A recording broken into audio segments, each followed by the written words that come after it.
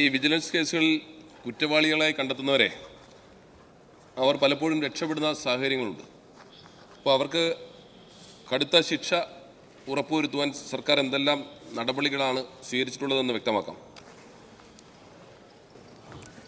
വിജിലൻസിൻ്റെ പ്രവർത്തനം സംസ്ഥാന സർക്കാരിലെ ഉദ്യോഗസ്ഥന്മാരെ നിരീക്ഷിക്കാനും അഴിമതി നടത്തുന്നവരെ നിയമത്തിന് മുമ്പിൽ കൊണ്ടുവരാനുള്ള നടപടികളാണ് സ്വീകരിച്ചു വരുന്നത്. സാർ, ഇതിനകത്ത് ഒരു പ്രധാനപ്പെട്ട കാര്യം 1960കളിലാണ് വിജിലൻസ് മാനുവൽ ഉണ്ടാക്കിയത്. അങ്ങേക്കും അറിയാവുന്ന കാര്യമാണ്. ആ വിജിലൻസ് മാനുവൽ പരിഷ്കരിക്കേണ്ട സമയം കഴിഞ്ഞിരിക്കുകയാണ്. സാർ, ഞാൻ ഈ സഭയ്ക്ക് ഉറപ്പ് നൽകുന്നു, അടുത്ത സഭാ സമ്മേളനത്തിന് മുമ്പ് പുതിയ വിജിലൻസ് മാനുവൽ ഇറക്കിയിരിക്കുമെന്ന്. സാർ, അതുകൊണ്ട് പലതരത്തിലുള്ള ബുദ്ധിമുട്ടുകളുണ്ട്, അങ്ങേക്കും അറിയാതെ. കാരണം പല ട്രാപ്പ് കേസാണെങ്കിലും അല്ലാത്ത കേസുകളാണെങ്കിലും വരുമ്പോൾ ഈ പഴയ മാനുവൽ അനുസരിച്ചാണ് നമ്മൾ പ്രവർത്തിക്കേണ്ടി വരുന്നത്.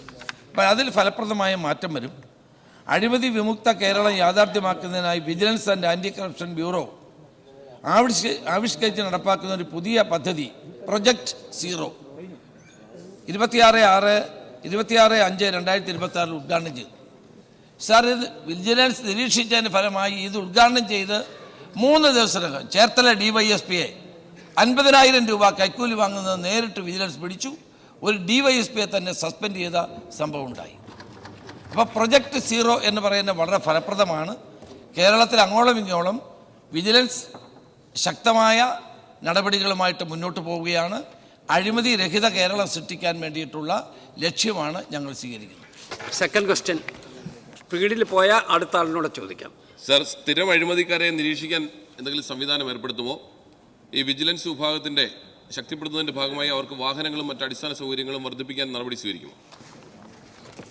മന്ത്രി. സാർ, പ്രധാനമായും pro active vigilance, preventive vigilance, digital vigilance, participative vigilance എന്നീ 4 മേഖലകൾ കേന്ദ്രീകരിച്ചുകൊണ്ടാണ്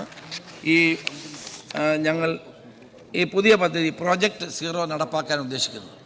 സംശയമുള്ള ഉദ്യോഗസ്ഥർ, പരാതികൾ ലഭിക്കുന്ന പൊതുജനങ്ങളിൽ നിന്ന് പരാതി ലഭിക്കുന്ന സാഹചര്യത്തിൽ അത് പരിശോധിച്ച് നടപടി സ്വീകരിക്കുക. സാർ, ഇതിനകത്ത് വന്നിരിക്കുന്നൊരു പ്രശ്നം, കേന്ദ്ര ഗവൺമെൻറ് ഒരു നിയമം കൊണ്ടുവന്നു. അതാണ് ഇന്ത്യയിലെ തന്നെ അഴിമതി നിരോധനത്തിന് ഏറ്റവും വലിയ വിഘാതം സൃഷ്ടിച്ചത്. മോഡി ഗവൺമെൻറ് കൊണ്ടുവന്ന ഒരു നിയമമാണ്. ആ നിയമത്തിൽ PC ആക്ടിൽ വരുത്തിയ ഭേദഗതിയാണ്. PC ആക്ടിൽ വരുത്തിയ ഭേദഗതി പ്രകാരം ഒരാളുടെ പേരിൽ നടപടിയെടുക്കണമെങ്കിൽ അപ്പോയിൻറ്റിംഗ് അതോറിറ്റിയുടെ സാങ്ഷൻ വേണം. അപ്പോയിൻറ്റിംഗ് അതോറിറ്റിയുടെ സാങ്ഷൻ ഇല്ലാതെ ഒരാളുടെ പേരിൽ FIR ഇടുകയോ നടപടി കേസുമായി മുന്നോട്ട് പോയി ചെയ്യാൻ കഴിയില്ല. അത് ഒരു വലിയ പ്രശ്നമാണ് ഇന്ത്യയിലുടനീളം. സുപ്രീം കോടതിയിൽ എൻ്റെ ഒരു കേസ് നിലവിലുണ്ട്. കാരണം ഈ ഭേദഗതി, PC ആക്ടിലെ ഈ ഭേദഗതി ഇന്ത്യയിലെ അഴിമതി നിരോധനത്തിന് വേണ്ടിയിട്ടുള്ള പ്രവർത്തനങ്ങളുടെ കടക്കൽ കത്തിവെക്കുന്നതാണ് എന്നാവശ്യപ്പെട്ടുകൊണ്ട് പ്രശാന്ത് ഭൂഷൺ കൊടുത്ത കേസിൽ ഞാനൂടി കക്ഷി ചേരുകയാണ് ചെയ്തത്. സാർ, ഇത് വലിയ അപകടമാണ്. ഇത് എങ്ങനെ അഴിമതി തടയും? വിജിലൻസ് ഒരു ആളിനെ കണ്ടെത്തി ഉദ്യോഗസ്ഥനെ ശിക്ഷിക്കാൻ വേണ്ടി മുന്നോട്ട് പോകുമ്പോൾ സാങ്ഷൻ വേണ്ടി വരും. ആ സാങ്ഷൻ കൊടുക്കേണ്ടത് ആരാണ്? അപ്പോയിൻറ്റിംഗ് അതോറിറ്റിയാണ്.